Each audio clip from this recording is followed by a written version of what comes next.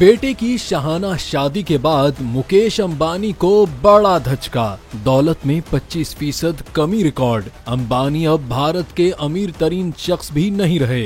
भारतीय media report के मुताबिक मुकेश अंबानी की दौलत में गुज़िश्ता 8 माह के दौरान 25% कमी हुई, जिसके बाद उनके असासों की मालियत 10.14 लाख करोड़ भारतीय रुपए तक पहुंच गई है। अंबानी की दौलत में जहां 25% कमी हुई, वहीं भारत के मकामी सनतकार और अडानी ग्रुप के सरबराह गौतम अडानी के असासों में 95% इजाफा रिकॉर्ड किया गया है, जिसके बाद वो भारत के अमीर तरीन शख्स बन गए हैं। रिपोर्ट्स के मुताबिक अडानी के असासों की मालियत 111 बिलियन डॉलर है और वो अब दुनिया के 11वें अमीर तरीन शख्स हैं, जबकि पहले ये एजाज मुकेश अंबानी के पास था।